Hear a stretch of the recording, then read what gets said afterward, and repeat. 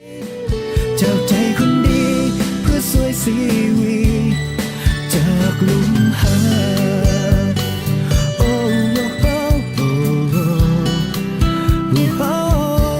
โอ้โอ้โอ้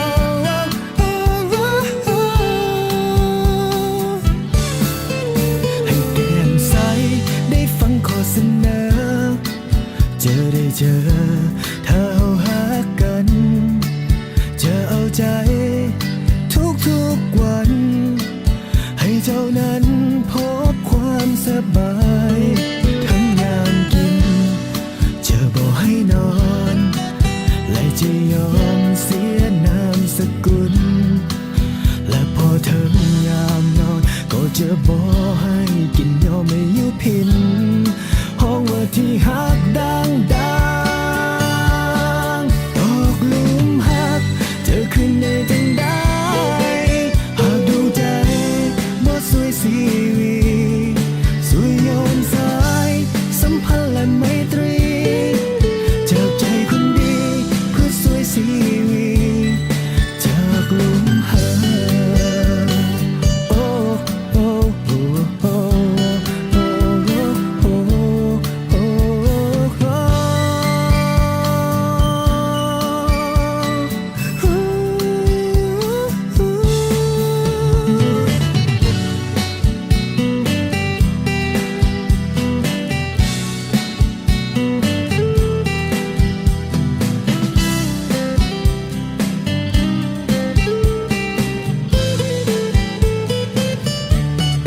ตกหลุมหักจะขึ้นได้จังได้หากดวงใจบ่สวยสีวีสวยย้อนสายสัมพันธ์และไมตรีจากใจคนดีเพื่อสวยสีวี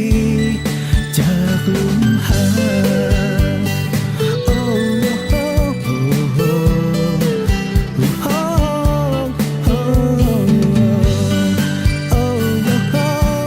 โอ้โอ้โอ้ แก้มใสของตีอยู่ดาไลเนาะเอามาทักทายกันอยู่ในต้นสมง14 โมงกับ8 นาที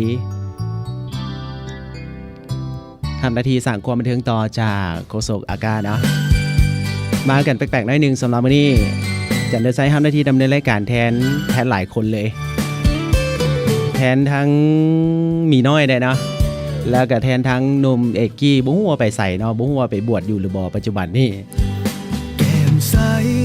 หน้าก็หวาน FM 98.8 MHz Orange Radio เข้าใจเข้าถึงทุกการทำฟัง Orange Radio เริ่มมาทักทายกันแล้วก็ฝากความบันเทิงให้กันอยู่ในตอนนี้16 โมงหรือว่า4 โมงแรงคิดว่าบรรดาท่านนั้นคงจะพวมอยู่ในระยะของการห่างหากะเกี่ยมการเนื้อเกี่ยมตัวที่จะกลับบ้านที่บ่เนาะบางท่านนั้นอาจจะอยู่เทิงรถกันอยู่ในปัจจุบันนี้บางท่านก็ยังบ่ทันได้ออกจากห้องการแต่เชื่อแน่ว่าในขากลับของมื้อนี้นี่บรรดาท่านคงจะนี่บ่พ้นเนาะที่ว่ามีความแออัดอยู่เทิงท้องถนนนั่นก็คือการไปการมาของผู้คนในยามเช้านี่ขาเข้าจะหลายแต่ว่าสมมุติว่าคันถ้าว่าเป็นในยามแล้งแบบนี้นี่ขาออกจะหลายขาออกหมายความว่าออกจากเมืองไปสู่นอกเมืองว่าจังซั่นเถาะเนาะ021522829อยู่กับจันทร์ไซในตอนนี้ไปจนถึงเวลาประมาณโมง17 โมงกับ30 นาทีมื้อนี้5 นาทีดำเนินรายการแทน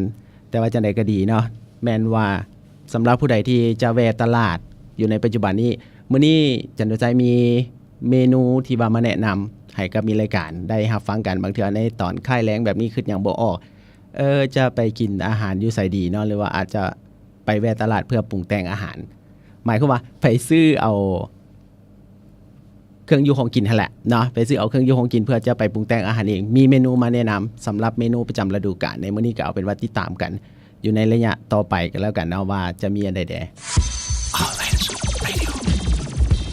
FM 98.8 MHz Orange Radio เข้าใจเข้าถึงทุกการทำฟัง Orange Radio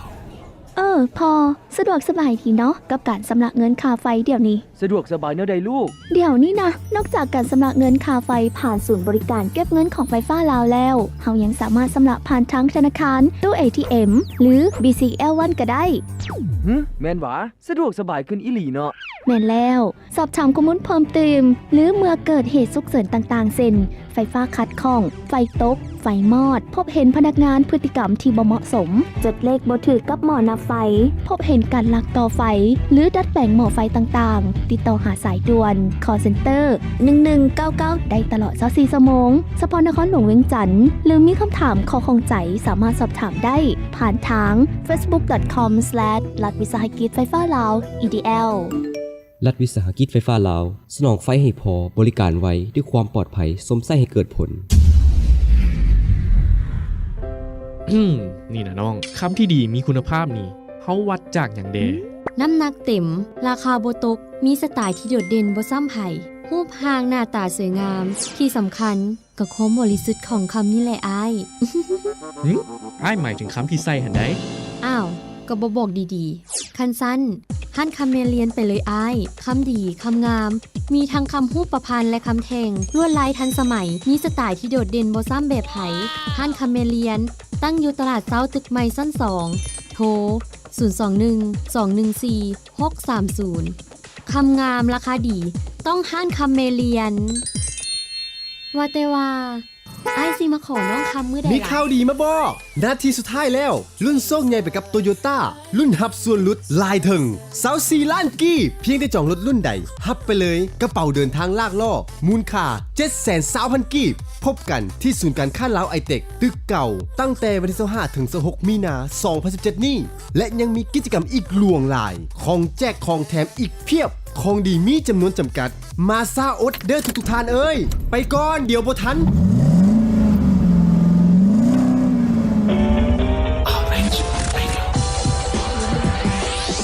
FM 98.8 MHz Orange Radio เข้าใจเข้าถึงทุกการรับฟัง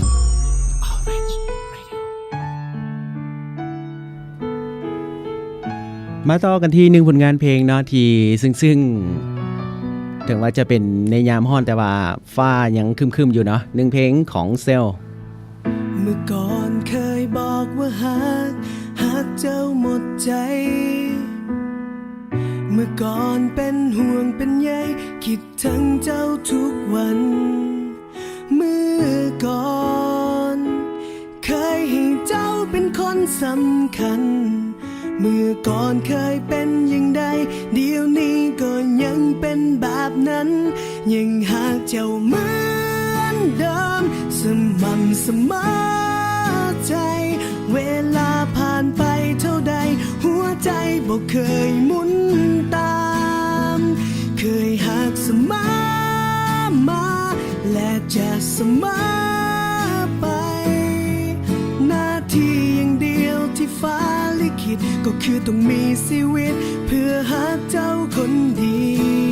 ยวตลอดไป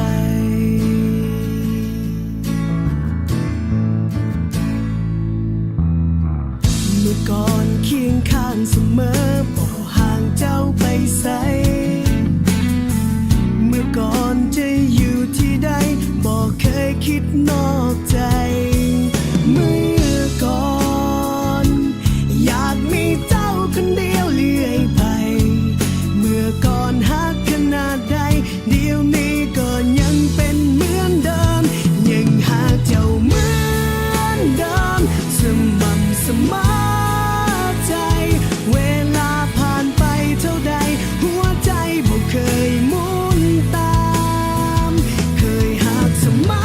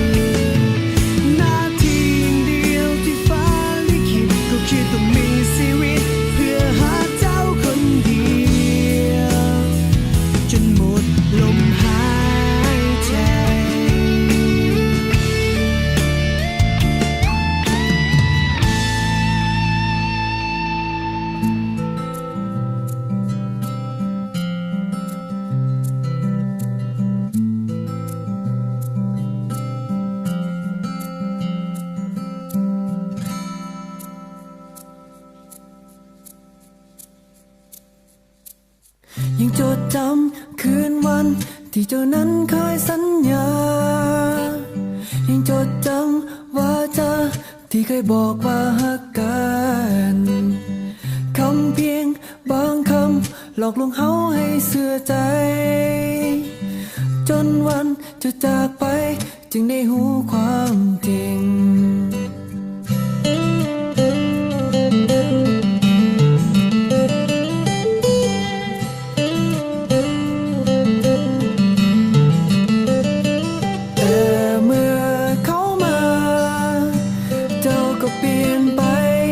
และเมื่อยามเข้าไปใจเจ้าก็เปลี่ยนแปลงหากว่าความหาเขามีสิ่งใดแอบแฝงก็จงแสดงออกมาให้หูความจริงอยู่ในอ้อมกอดของเขาเจ้านั้นยินดีแต่ในอ้อมกอดของคนคนนี้อบอุ่นหรือใดอยู่ในความหักของเขาเจ้านั้นดีใจแต่ความหักนี้ที่ให้ไปหมดเหลือแล้วความหมายคนเคยดูแลในวันนี้ไปอยู่ไสคนเคยเอาใจในวันนี้มาเหินห่างความหักที่เคยมีในวันนี้มาจืดจางเป็นเพราะเหตุใดจงบอกมาให้หูความจริงอยู่ในอ้อมกอดของเขาเจ้านั้นยินดีแต่ในอ้อมกอดของคนคนนี้อบอุ่นอีกต่อไปอยู่ในความหักของเขาเจ้านั้นดีใจแต่ความหักนี้ที่ให้ไปหมดเหลือแล้วความหมาย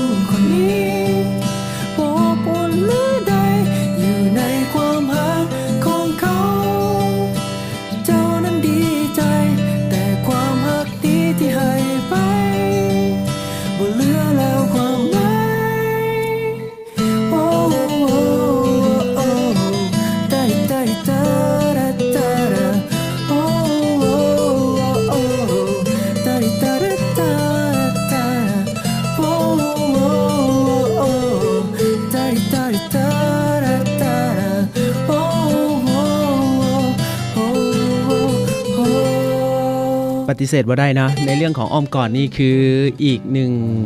องค์ประกอบที่จะเห็นให้ความหักนั้นมีความอบอุ่นขึ้นดึงเอา2เพลงมาให้ได้ฟังกันเป็นเพลงของวงเซลแดหักเสมอแล้วก็มาต่อกันที่1เพลงอ้อมกอดเขาอ้อมกอดเขากับอ้อมกอดเฮานี่บ่ฮู้ว่าอ้อมกอดใดสิอบอุ่นกว่ากันเนาะแต่กอดกันยามนี้คือสิฮ้อน เนาะ16 โมงกับ20 นาทีอยู่20 นาทีไปๆน้อยนึงเสื้อว่าบรรดาท่านนั้นคงจะ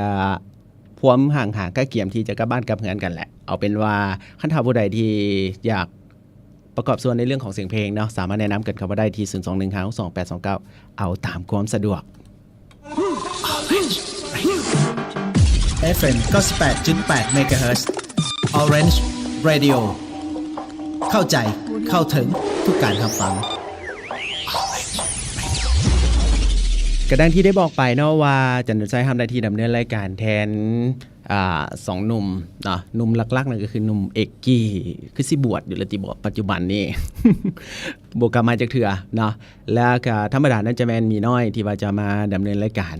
แทนเอกกี้อีกเทื่อนึงแต่ว่าวันนี้จันทร์ใจมารับหน้าที่ดำเนินรายการแทนทั้ง2 หนุ่มเนาะจะอยู่น้ำกันไปจนฮอดเวลาประมาณ 17:30 นาทีมื้อนี้มี เรื่องที่ว่าจะมาเล่ามาเว้าให้ฟังต่อกับนครหลวงเวียงจันทน์ของพวกเฮาในปัจจุบันนี้ก็ดังที่พวกเฮาฮู้กันแหละอยู่ในชั่วโมงนี้แหละชั่วโมงที่หลายทานกับบ้านกับเฮือนทานก็คงจะประสบพบต่อกับเรื่องของรถแออัดเนาะอยู่ในนครหลวงเวียงจันทน์นี่ก็มีแผนการหลายอย่างที่ว่าจะรองรับต่อกับเรื่องของการเฮ็ดจังใดให้รถนี่สัญจรไปมาโดยที่บ่ของบ่ค้านั่นก็คือเพิ่มในเรื่องของวินัยของการขับขี่ไปเผยแพร่ข้อมูลข่าวสารอยู่ในหัวของสถาบันการศึกษาหรือว่าเป่าประกาศไปต่างๆนานาและพร้อมกันนั้นก็คือการเพิ่มจำนวนของรถโดยสารเนาะแล้วก็การปลุกระดมให้พ่อแม่พี่น้องเฮามาใช้รถโดยสารให้หลายขึ้นเนาะเพิ่มจำนวนขึ้นแล้วก็สร้างความเข้าใจต่อการใช้รถโดยสารให้หลายขึ้นเฮ็ดบ่อนจอดรถเมล์ให้หลายขึ้นตัวนี้ก็เป็นองค์ประกอบที่ว่าปิ่นอ้อมเฮ็ดให้เป็นสิว่าจังได๋ก็เป็นขบวนการในเรื่องของการที่ว่าเฮาจะมาช่วยบรรเทาเนาะความแออัดในเรื่องของรถนี่แหละเอาเป็นว่าท่านเป็นผู้หนึงหรือบ่ที่ว่าสัญจรด้วยตัวเองเนาะแล้วก็ลองมาคิดแล้วก็ทบทวนกับคืนว่าเฮาเป็นผู้หนึงที่รักษาระเบียบในการขับขี่ได้ดีบ่2มาคันถ้าสมมุติว่านี่แหละในเมื่อเพิ่นเพิ่มจำนวนของรถโดยสารขึ้นแล้วเฮาจะไปใช้บริการบ่ลองสมเทียบลองเบิ่งว่าการไปการมาคันถ้าว่าไปมาให้ถึกโมงเนาะแล้วก็ขึ้นรถโดยสารนี่จะประหยัดหรือบ่หรือว่าจะมีได้มีดีจังไดลองศึกษาเบิ่งเท่าที่หลายๆคนไปใช้บริการแล้วก็ถือว่าแม่นก็คุ้มได้เนาะคุ้มเพราะว่าค่าโดยสารก็บ่ได้แพงถ้าขึ้นเป็นจุดถ้าลงเป็นบอนแบบนี้นี่จะมีความสะดวกหลายที่สุดเนาะ021 เฮา2829อยู่เป็นหมู่กันอยู่ในตอนนี้ทางขึ้น FM 98.8 MHz กับเสียงเพลงที่ท่านต้องการอยากจะฟังถ้าหากสะดวกโทรแต่คันถ้าสมมุติว่าท่านหากบ่สะดวกที่จะโทรหมายความว่ากำลังขับรถอยู่แบบนี้ก็บ่แนะนำให้โทรเนาะมีเพลงที่ม่วนๆจะเปิดให้ได้รับฟังเอาเป็นว่าบรรดาท่านที่บ่สะดวกได้ขอผู้ใดขอก็ถือว่าแม่นมอบให้กับทุกคนเลยเนาะ FM 98.8 MHz Orange Radio เข้าใจเข้าถึงทุกการรับฟัง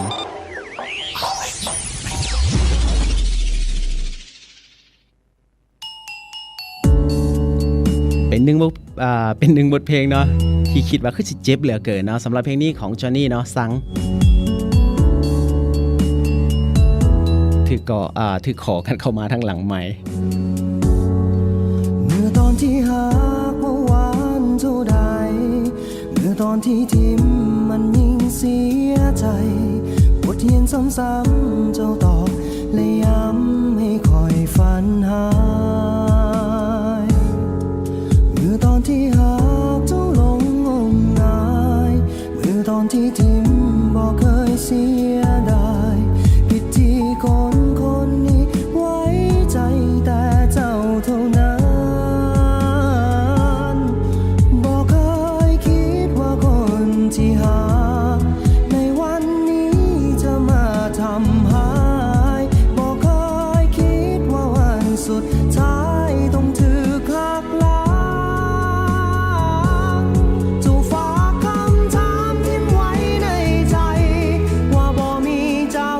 จะเป็นอย่างใดสากสุดท้ายละครความหาคือสำลำพา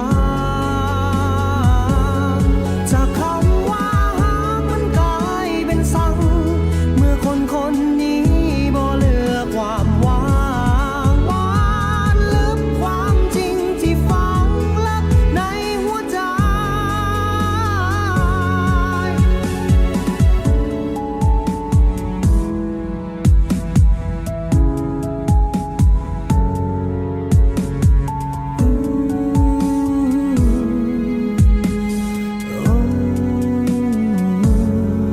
เมื่อตอนที่หา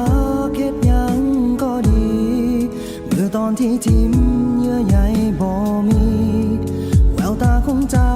มันบอกท่าทีว่าเจ้าอยากไปเมื่อตอนที่หาเจ้าเคยต้องการแต่ตอนที่ทิมเจ้านั้นรำคาญคำวอนเป็นแสนเป็นล้านบ่มีความหมายเมื่อก่อนนั้นเจ้าเคยห่วง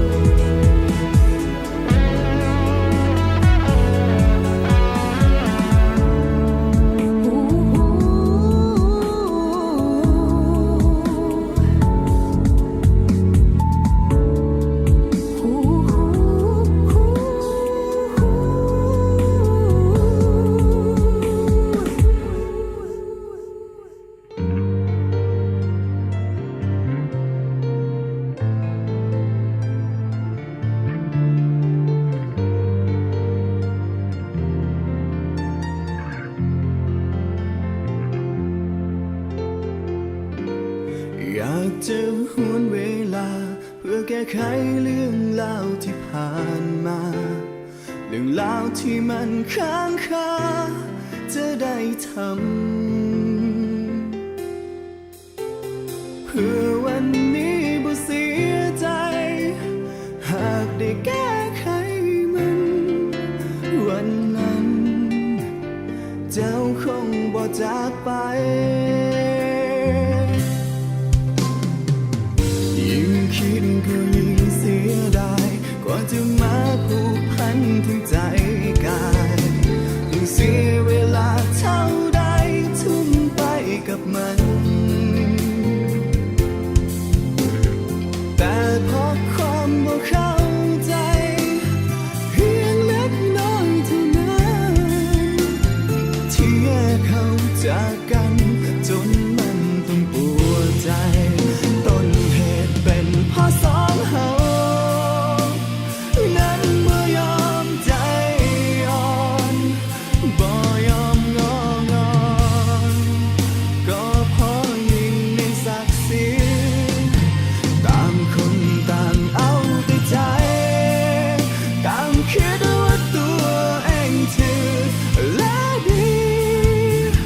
คำว่าศักดิ์ศรีคำนี้ที่แยกเขาจากกันจึงอยากจะหวนเวลาเพื่อแก้ไขเรื่องราวที่เป็นไปจะยอมเสียศักดิ์ศรีเพื่อยอมเสียใจจะทิ่มความหลังฝังดินไปให้ฮักอยู่เหนือกว่าสิ่งใดแต่ตอนนี้เจ้าอยู่ไสจากไปบ่เห็นเงาต้นเหตุเป็นเพราะสองเฮานั้นบ่ยอมใจอ่อนบ่ยอมงองอนก็เพราะยิ่งในศักดิ์ศรีต่างคนต่างเอาแต่ใจต่างคิดว่าตัวเองถือและดีคำว่าศักดิ์ศรีคำนี้ที่แยกเขาจากกัน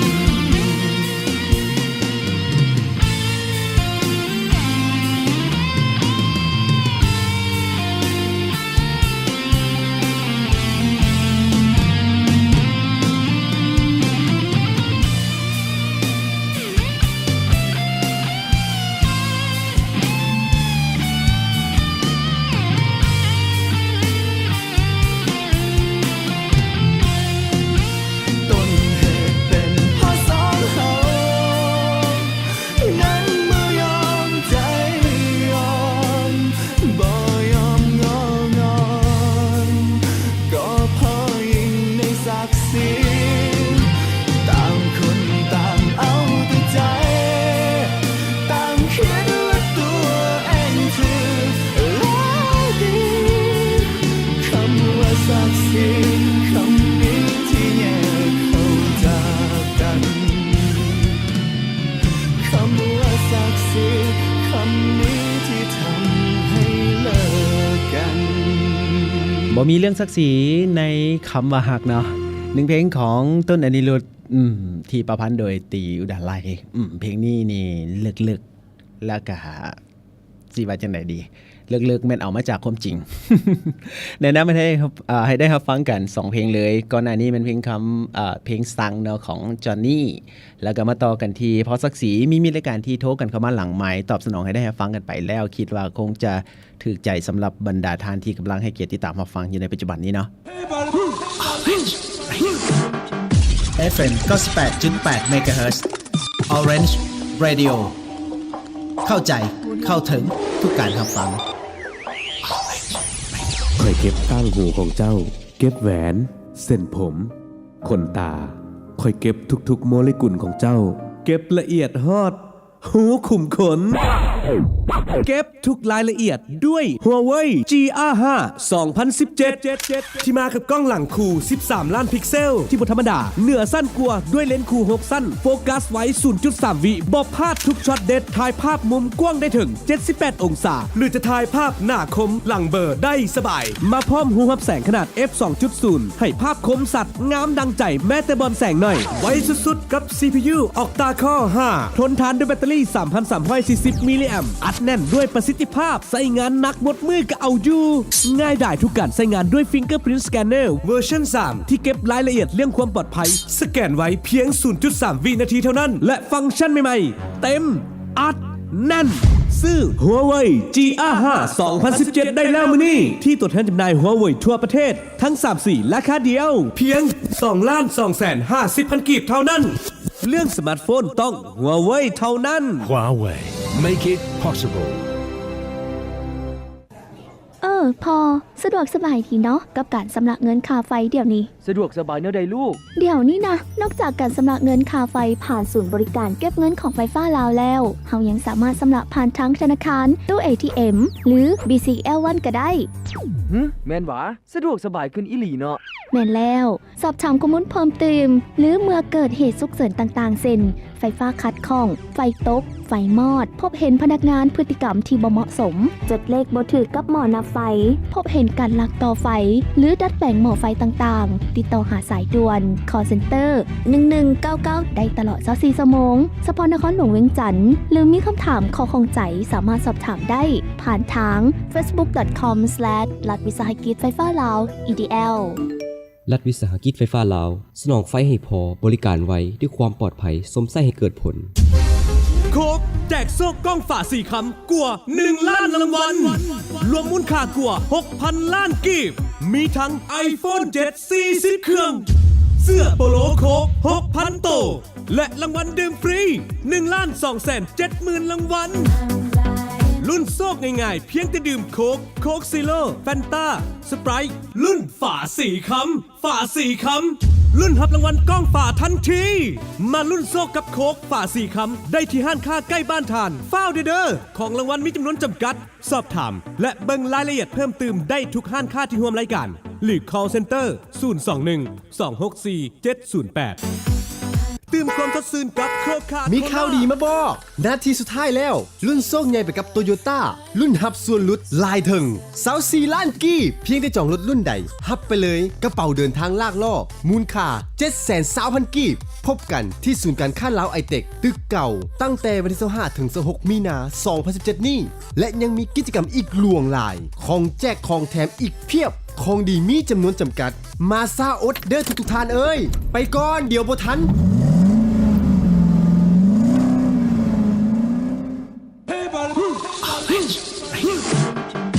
FM 98.8 MHz Orange Radio เข้าใจเข้าถึงทุกการรับฟังอยู่เคียงข้างกันในตอนนี้กับสมงนี้ 16:37 นาทียังคงเป็นจันทร์เดิมสาย5นาทีดำเนินรายการอยู่เนาะส่วน2152829ยินดีต้อนรับทุกๆสายหลังไมค์จะสะดวกกว่าเนาะบางกี้นี้ได้เว้าไปต่อกับเรื่องของการสัญจรเสื้อแนวว่าบรรดาท่านนั่นก็คงจะเจ็บหัวพอสมควรโดยเฉพาะกับแม่นในสมองหีบด่วนตอนเลิกเลิกการบางคนนี่เลิกการไปแล้วต้องไปรับลูกบางคนเลิกจากโรงเรียนแล้วต้องไปรับพ่อรับแม่หรือว่ารับเอื้อยรับน้องหรือว่ารับเพื่อนมิตรสหายอันไหนก็แล้วแต่แหละเนาะการไปกันมาเนี่ยต้องให้มีน้ำใจให้กันและกันแด่แล้วก็ปฏิบัติตามระเบียบวินัยในการขับขี่นี่ให้มันเข้มงวดนั่นแหละโดยเฉพาะกับแม่นคือคันท่าว่าในจังหวะที่ว่าพวกเขากำลังอยู่ในไฟแดงนะกำลังอยู่ในไฟแดงพอฮอดไฟเขียวแล้วไปละไฟเหลืองปุ๊บต่อห่างกันไปยาวๆแบบนี้นี่ก็เป็นการที่บ่ค่อยคักปานใดละเนาะแต่ว่าก็มีข่าวดีอยู่ที่ว่าทางนครหลวงเวียงจันทน์เนาะโดยเฉพาะกับแม่นต่อกับเรื่องของการขนส่งนี่แหละต่อไปนี้บ่แม่นต่อไปเด้อยู่ในปัจจุบันนี้เพิ่นจะมีรถเมล์ประจำทางอยู่93คันในนั้นมีรถเมล์สีเขียวอยู่ประมาณ42คันทุกคันแม่นติดแอร์เย็นสบายได้เนาะแล้วก็ค่าโดยสารนี้ที่ว่าแม่นเป็นค่าโดยสารที่พอใจนะ เวลาจ่ายแล้วก็รู้สึกว่าใครสบายใจถ้าสมเทียบกับการที่ว่าเฮาเอารถออกไปเนาะก็มีข้อดี แต่ว่าก็มีข้อเสียอยู่นั่นหมายความว่าถ้าว่าเฮารถออกไปเองบางครั้งบางเทื่อค่าใช้จ่ายมันก็สิหลายกว่าคันถ้าสมมุติว่าหากบ่มีความจำเป็นต้องไปตั้งเครื่องต้องไปแวะอย่างตามใจหั้นนะการขึ้นรถโดยสารนี่ก็เป็นอีกหนึ่งทางเลือกที่ดีได้ค่าโดยสารประจำทางถ้าสมมุติว่าท่านออกจากตลาดเช้าเนาะออกจากตลาดเช้าไปทางขวามิตรภาพนี่เพียงแต่ 6,000 กีบได้ประหยัดหรือว่าคันถ้าทานออกจากตลาดเช้าไปทางดงคำสร้างแม่น 4,000 กีบตลาดเช้าไปทางงอนนี่ 5,000 กีบแล้วก็ตลาดเช้าไปทางดงโดกนี่ประมาณอยู่ 3,000 กีบที่จันทร์นุสัยได้นำเสนอไปในก่อนหน้านี้โดยเฉพาะกับแม่นักเรียนนักศึกษานี่แหละเพิ่นบอกว่าใช้ทางเลือกนี่นะแม่นจะสะดวกมีฮอดพระสงฆ์มีฮอดจั่วที่ว่าเพิ่นไปเรียนนะเพิ่นก็อาศัยรถโดยสารนี่แหละแก้ร้อนแก้หนาวให้มีความสะดวกหลายขึ้นหมายความว่าพอฮอดโมงปุ๊บก็มาถ่ายอยู่บนจอดรถเมล์เนาะพอฮอดเวลาเลิกก็มาถ่ายอยู่บนจอดรถเมล์ไปกลับก็มีความสะดวกได้แอร์รถก็เย็นดีหรือว่าสำหรับบางท่านนั้นที่บ่มักเนาะที่ว่าจะไปในโมงที่คนหลายๆถ้าเวียกบ่รีบด่วนไปในโมงที่หมายความว่าประมาณ 9 โมงตอนเช้า 10 โมงตอนเช้าหรือว่าประมาณ 2 โมง 3 โมงแบบนี้นะขึ้นกับความสะดวกของท่านอยู่ในโมงนี้นี่ถือว่าแม่นคนจะใช้บริการนี้บ่หลายเนาะมื้อนี้มีเมนูอาหารที่ว่าจะมาแนะนำสำหรับบางท่านอาจจะขับรถอยู่ไปแวะตลาดตลาดของกินสดนี่แหละจะเอาอย่างแดไปปรุงแต่งอาหารในมื้อนี้ผักมีซีซ้อมไม่ยังเนี่ยมีเมนูที่เป็นเมนูประจำฤดูกาลอยู่ในระยะนี้นั่นก็คือไข่หมดน่าสนใจเนาะสำหรับไข่หมดนี่บางท่านอาจจะคิดอยากเฮ็ดซุปไข่หมดบอกประมาณนี้ก็มีหรือว่าแกงไข่หมดใส่กับผักอย่างใดอย่างหนึ่งที่ออกรสชาติแบบหวานๆลองไปแวะเบิ่งราคาก็ย่อมเยาได้มีหลายเนาะมีหลายบ่ว่าจะเป็นคันถ้าสมมุติว่าไปทางตลาดหัวขวานี่ก็มีคือกันทางคันถ้าว่าเส้นไปทางดงโดกนี่ก็ตลาดพลสว่างบอกก็มีคือกันหรือว่าตลาดที่อยู่ทางข้างๆเฮานี่ก็ตลาดทางตลาดพลต้องนี่ก็มีคือกัน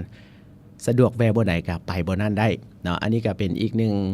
เมนูที่ว่าทานสามารถปรุงแต่งกินเองได้หรือว่าผู้ใดที่ว่าสะดวกที่จะไปรับประทานนอกบ้านแนะนำเนาะจะหน่อยพวกเขามี5แนะนำสำหรับผู้ใดที่ว่าต้องการอยากจะรับประทานอาหารนอกบ้านเนาะจะหน่อยพวกเขามี5แนะนำจะมาแนะนำให้ท่านผู้ฟังได้รับฟังกัน FM 98.8 MHz Orange Radio เข้าใจเข้าถึงทุกการรับฟัง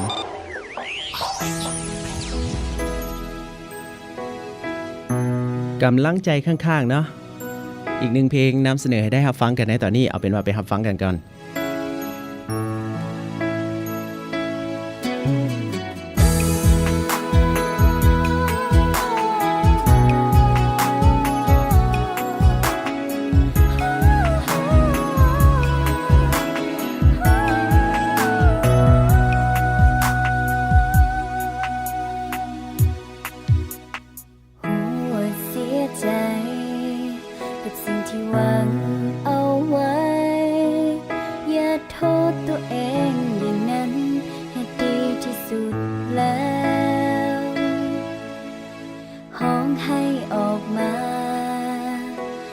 บายปัญหาในใจ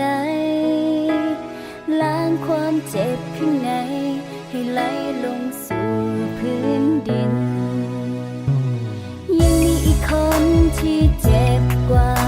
เวลาที่เจ้าทุกข์ใจและจะขอยิ้มให้กำลังใจอยู่เคียงข้างกันอย่างนี้เสมอบอกเคยเสียใจที่มีคนหักแบบเจ้าบอกเคยหวั่นไหวกับอดีตที่เจ้านั้นมีแต่เจ้านั้นคือคำตอบให้โลกนี้มีความหมายจะอยู่เป็นคนสุดท้าย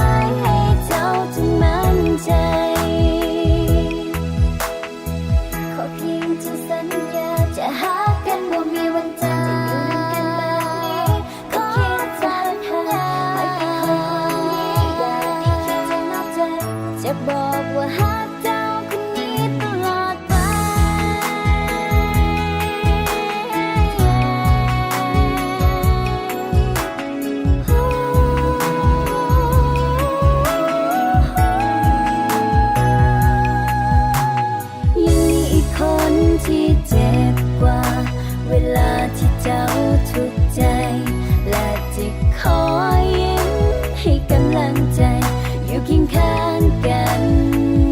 อย่างนี้เสมอ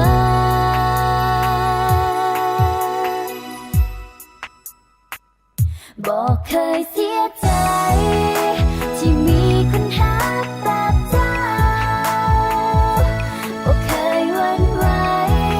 กับอดีตที่เจ้านั้นมีแต่เจ้านั้นคือคำตอบให้โลกนี้มี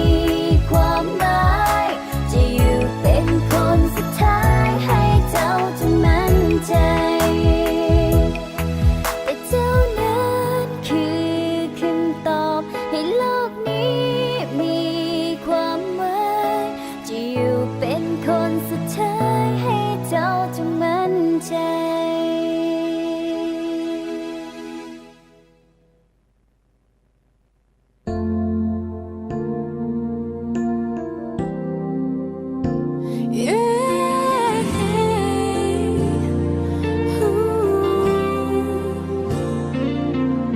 สบายดีที่หาตอนนี้เจ้าอยู่ใสคำคืนนี้หัวใจ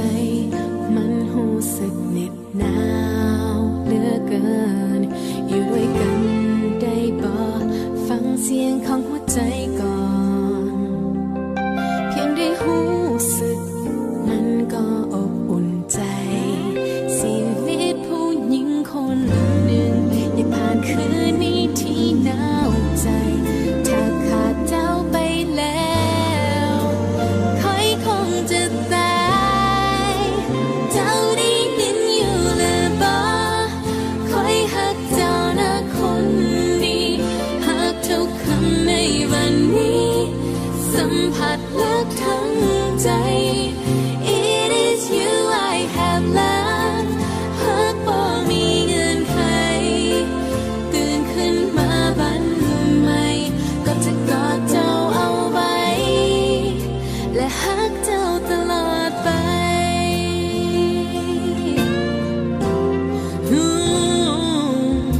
I miss you ที่หาขอพบหน้าได้บ่อยู่ใกล้ชิดก็พอบ่เคยคิดจะสนใจค่อยคงบ้าไปแล้วหากต้องเสียเจ้าไปบ่ว่าเจ้าอยู่ไสยังคิดถึงเสมอในชีวิตผู้หญิงคนหนึ่งอยากผ่านคืนนี้ที่หนาวใจ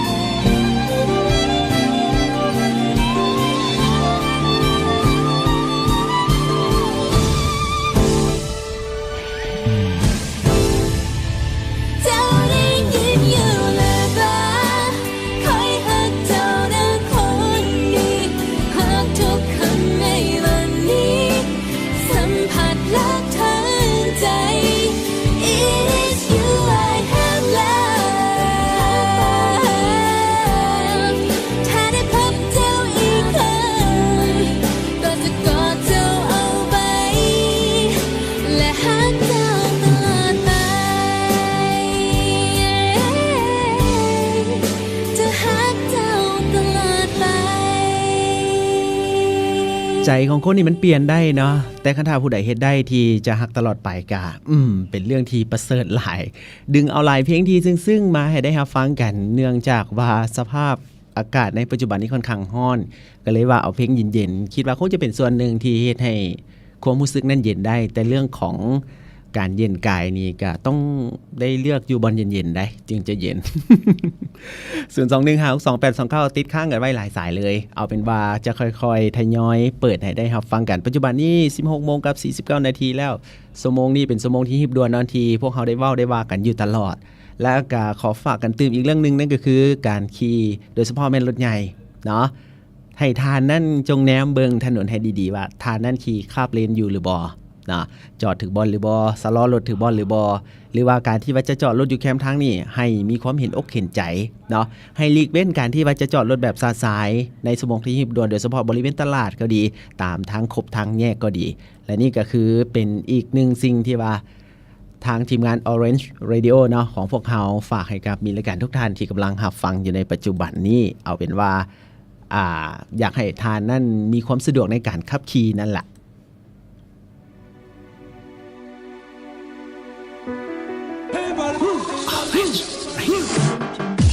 FM 98.8 MHz Orange Radio เข้าใจเข้าถึงทุกการรับฟัง มีข่าวดีมาบอกนาทีสุดท้ายแล้วรุ่นโซ่ใหญ่ไปกับโตโยต้ารุ่นฮับส่วนลดลายถึง24 ล้านกี้เพียงได้จองรถรุ่นใดฮับไปเลยกระเป๋าเดินทางลากล่อมูลค่า 720,000 กีบพบกันที่ศูนย์การค้าลาวไอเทคตึกเก่าตั้งแต่วันที่25 ถึง 26 มีนา 2017 นี้